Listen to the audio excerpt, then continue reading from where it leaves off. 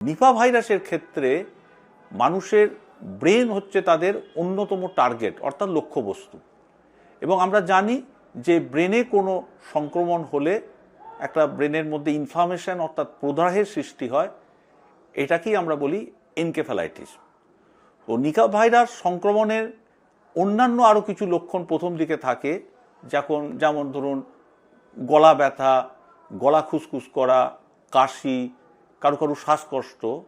পরে আস্তে আস্তে এনকেফ্যালাইটিসের অন্যান্য লক্ষণ প্রকাশ পায়। এই এনকেফ্যালাইটিসের লক্ষণ আমরা চিনব কীভাবে?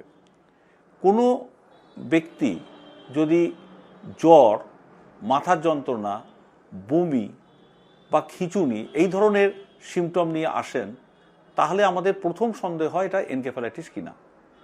অন্যান্য উপসর্গের মধ্যে যেটা থাকতে পারে যে শরীরের কোনো একটা অঙ্গ যেমন হাত পা সেটা কমজোরি হয়ে যেতে পারে। আস্তে আস্তে মানুষটি তার যে চেতনার আস্তে আস্তে কমতে থাকে, ড্রাউজি হয়ে যায় এবং একটা সময় আসে যখন কোমা হয়।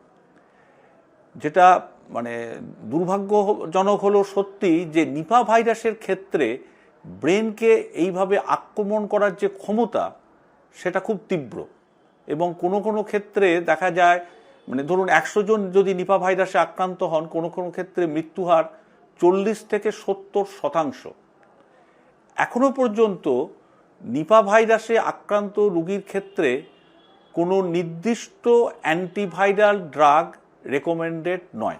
কিছু কিছু অ্যান্টিভাইরাল ড্রাগ যেমন রিবাভেরিন এগুলো চেষ্টা করা হয়েছে, কিন্তু যেটা খুব ইম্পর্টেন্ট সেটা হচ্ছে নিপা ভাইরাস আক্রান্ত যদি কাউকে সন্দেহ হয়, বিশেষ করে যারা এরকম খেজুর রস, তাল রস বা এই ধরনের ফল বা কোনোভাবে বাদুড়ের সংস্পর্শে এসেছেন, এক্ষেত্রে আমাদের প্রথমেই তার লালারস বা রক্ত বা ইউরিন বা সেরিব্রোস্পাইনাল ফ্লুইড আমরা পিসিআর বা এলাইজা টেস্ট করে নিশ্চিত হই যে মানুষটি সত্যি নিপা ভাইরাস আক্রান্ত কিনা।